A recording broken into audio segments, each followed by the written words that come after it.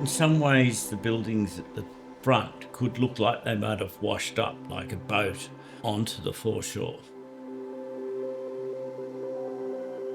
They're like remnants of something else. I'm Randall Marsh of Marsh.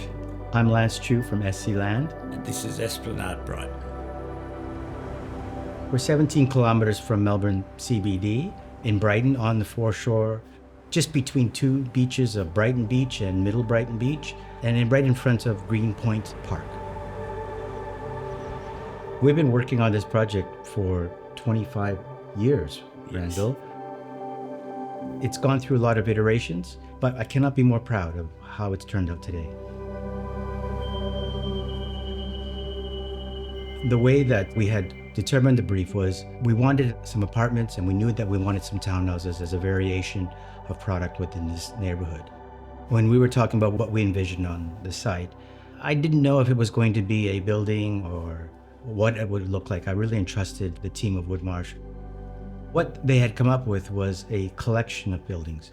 And I found that from an urban planning standpoint actually really exciting.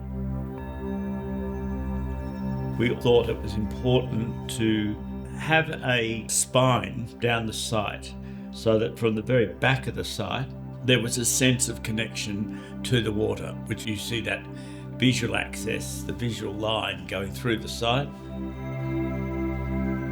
And so rather than have one large building blocking all of that, we broke the buildings into two.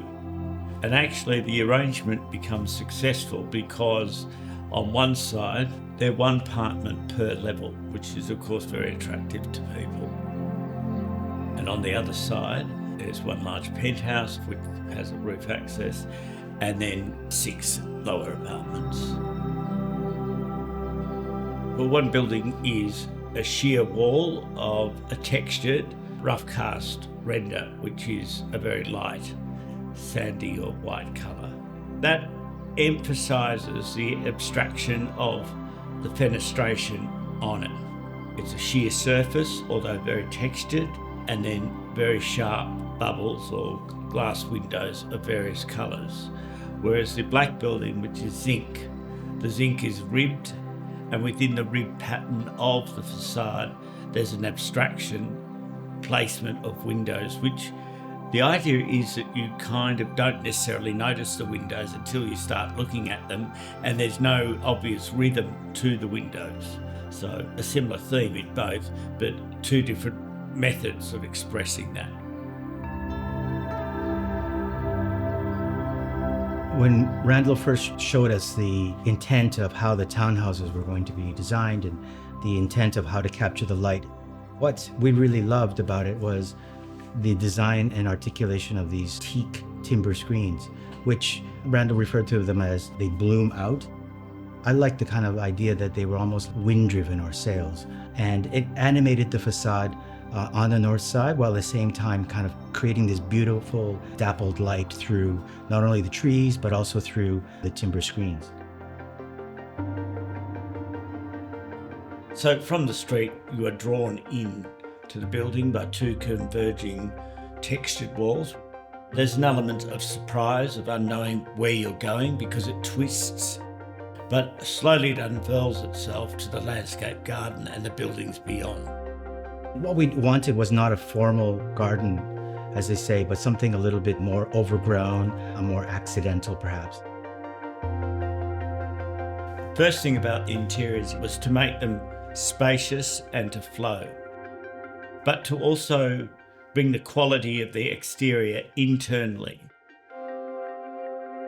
But it also was important to make them feel cocoon-like in a way, and so the balconies with deep recessed windows and with the balconies enclosed from top and bottom.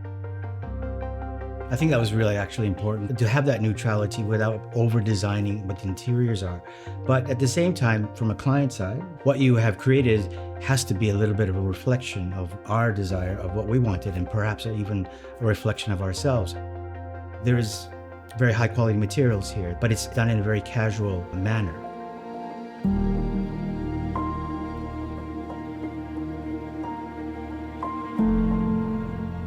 Architecture's a complex profession, and it requires a lot of trust between all the individuals who are involved, none more so than the client and the architect.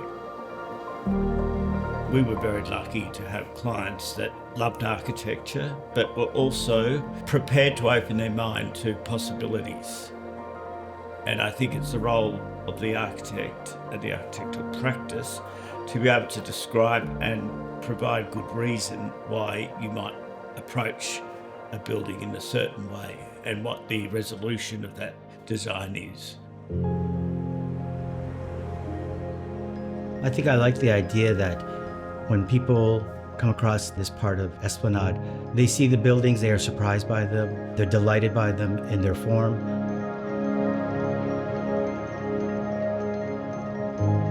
For SC Land, this project represents 25 years of dedication, of meticulous planning, of a project that we are very proud of achieving with Randall.